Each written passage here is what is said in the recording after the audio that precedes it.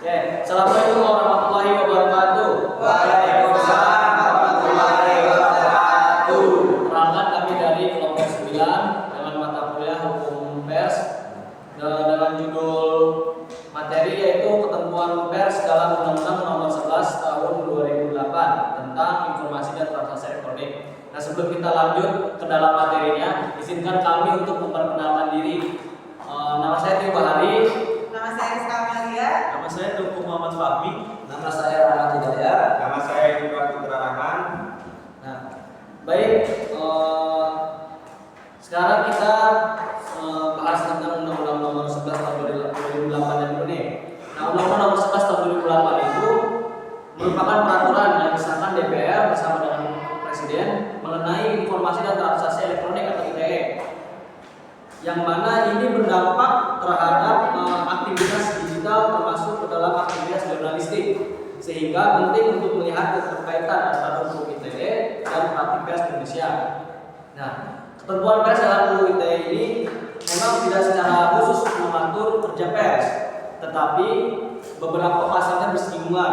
Salah satu contoh ada di pasal 27 ayat 3 tentang pencemaran nama baik. Nah, ketentuan dari pasal 27 ayat 3 tentang pencemaran nama baik ini seringkali menyentuh ranah kerja jurnalistik. Ya, jadi kayak jurnalis itu meliput sesuatu akhirnya takut karena khawatir mencemarkan nama baik. Nah, namun di dalam putusan Mahkamah Konstitusi nomor 50 garing PU garis datar 6/2008 menyatakan bahwa pers tidak dapat dipidana menggunakan pasal ini, pasal 27 ayat 3 tadi, karena karya jurnalistik itu tunduk pada undang-undang pers, bukan terhadap undang-undang ITE. Nah, dalam meliput karya jurnalistik juga, wartawan itu harus memegang teguh kepada kode etik jurnalistik, karena ada jelas dalam undang-undang menjadi kode etik jurnalistik. Yang pertama independen, yang kedua profesional dan adil. Nah, maksud dari profesional dan adil ini, wartawan itu tidak boleh plagiarisme, ya, menghindari plagiarisme. Kemudian wajib menyebutkan sumber datanya. Yang ketiga, tidak menerima suap dari siapapun. Yang keempat, menguji kebenaran informasi, jadi bukan asal posting, bukan asal upload berita. Kemudian yang ketiga, fakta dan berimbang. Yang keempat, saring dan klarifikasi. Yang kelima, hormat pada privasi. Dan jadi ketika menggali informasi, maka wartawan wajib menjunjung privasi dari narasumber. Yang keenam itu tidak suap, yang tidak menerima suap dari siapapun.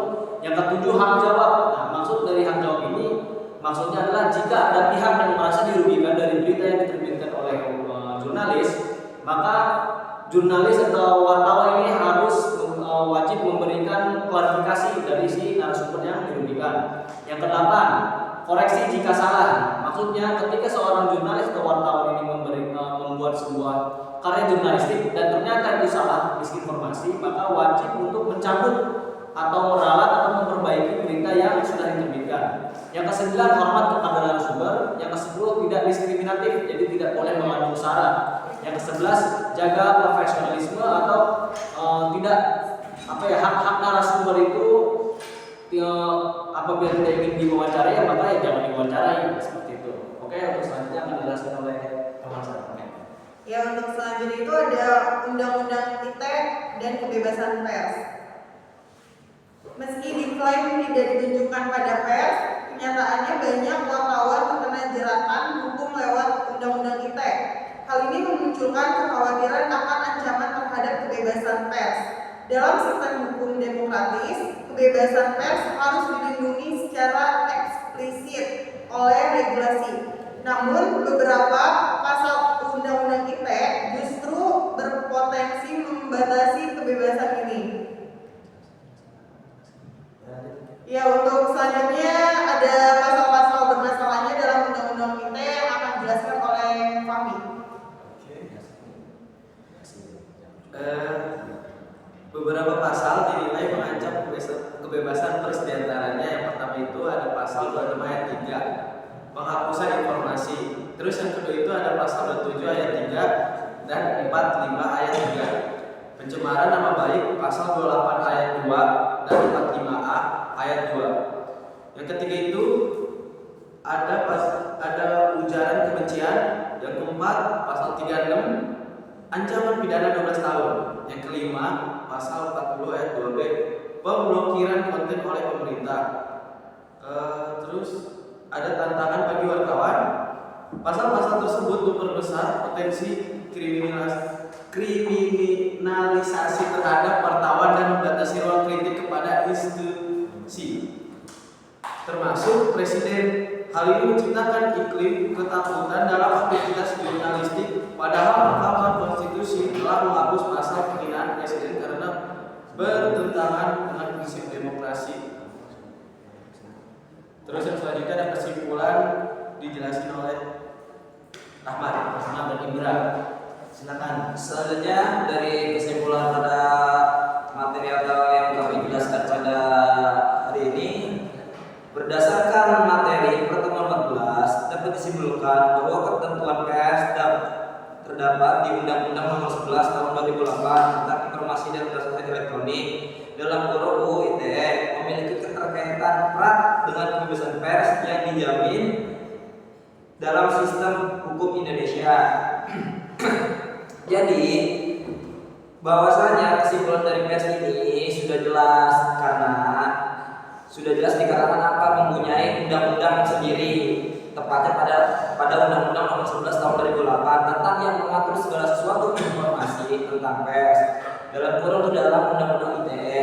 Selanjutnya, meskipun UU ITE tidak secara eksplisit menyasar beberapa pasal dinilai berpotensi mengancam kebebasan berekspresi dan kegiatan jurnalistik. Di sini kita simpulkan bahwasanya undang-undang ini sebagai pedoman atau sebagai pakuan untuk para jurnalistik tersebut ketika ingin mengungkapkan pers atau membuat pers dengan cara lebih mengikuti kode etik yang ada. Selanjutnya ada penjelasan dari Kang Indra.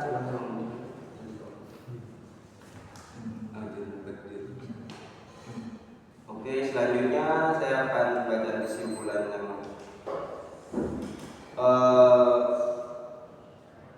di sini penting bagi jurnalis untuk memahami dan menaati kode etik jurnalistik yang memuat prinsip-prinsip seperti independensi, keakuratan, keadilan yang seperti teman saya tadi baca ya di awal,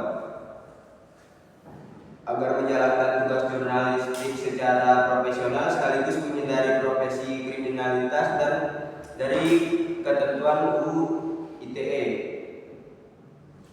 Ya, mungkin itu saja ya dari kelompok kami. Jadi secara simpelnya memang dalam praktik jurnalis ini masih banyak tantangan yang dihadapi oleh para jurnalis ya. Itu tadi ada pasal-pasal yang bisa bersinggungan, juga ada ya banyaklah tantangan intinya. Itu aja ya mungkin dari kita. Yang kurang lebihnya mohon maaf. Terima kasih. Assalamualaikum warahmatullahi wabarakatuh. Dah.